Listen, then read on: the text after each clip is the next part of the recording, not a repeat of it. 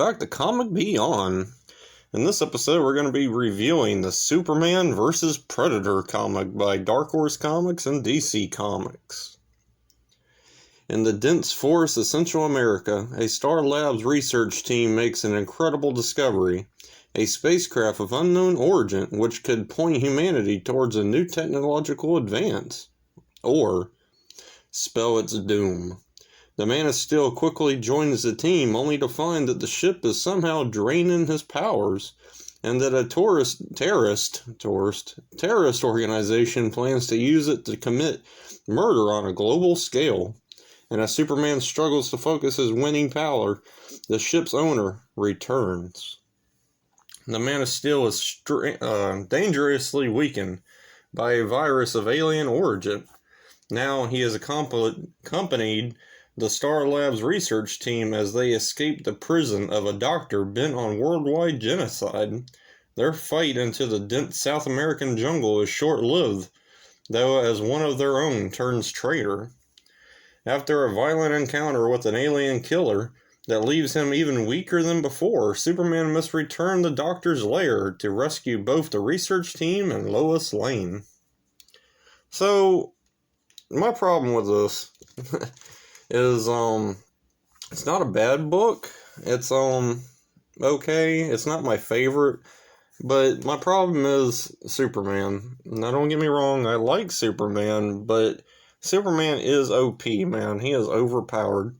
So when they do stories like this, they have to try to find a way to either weaken Superman, take Superman's powers away, this or that. And sometimes, the concept's better than others. Sometimes they get it, right, more creative. So, this book wasn't bad. It's an okay read. And honestly, if you would take the Superman element out, it'd probably be just a pretty decent Predator book. My other, is, it takes place in South America, so we're doing the Mayan thing again. Like, they go back to a Mayan temple and all this stuff. And I feel like that trope of the Predator and being connected to the Mayans and stuff like that, it's just overdone. I feel like there's other things that they could do, but they always seem to circle back to that one idea. So, not a fan of that. The artwork looks okay. To me, it goes back and forth throughout it's a 3-issue miniseries, and I feel like the art goes back and forth throughout the series. Like, sometimes Superman, he looks one way and the art looks okay, and then a couple pages later, it, kind of decreases and doesn't really look the same. But oddly enough, the one character that kind of stays consistent as far as art flow goes is Lois Lane. Like, in every issue, she seems to be spot on, and the artwork seems to match up each issue. So, the art, it's okay. It's not my favorite. But, like I said, the book's not bad. Just wished it was a little bit different. The idea of putting Superman against the Predator, that's one of the things that kind of pulled me into wanting to read this crossover, is because I just wanted to see how they were going to execute that. And they did it okay. They did it for what it could be, I think. But to me, those are not really two characters that you can easily cross over.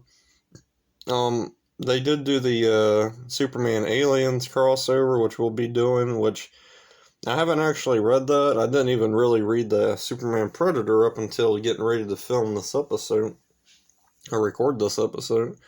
So, I hope in the Aliens one they do it a little bit better. I hear better things about that book than the Superman Predator.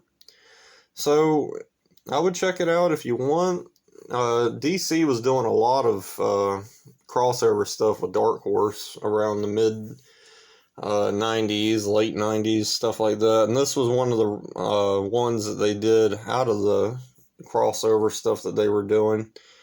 And I think the only reason they did this one, honestly, they did the Batman Predator crossover, and they did really well. A lot of people liked that, and it spawned 2 other sequels to it. And I think that was DC's, next step. They're like, well, it worked for Batman. Let's see if we can get it to work for Superman now. So, not a bad read. If you like the Predator and those types of stories, I recommend it.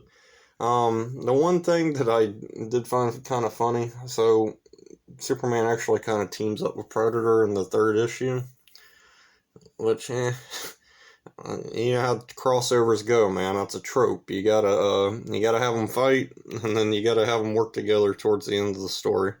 And I couldn't believe they actually used that trope in this book with the Predator, but they did, and it is what it is. So I kind of found some humor in that. But no, check it out. I'm sure they got this in trade paperback somewhere in probably a collection. Check Comixology, Amazon, places like that. I actually got the single issues. I'm kind of weird like that. Sometimes I just prefer having my singles over trades on certain things. But if you're liking the crossover stuff, stay tuned to the channel because there's more to come. There's, oddly enough, there's a lot of Aliens and a lot of Predator crossover comics. So that's our series for the summer, and we're making it happen, man. So I hope you enjoy.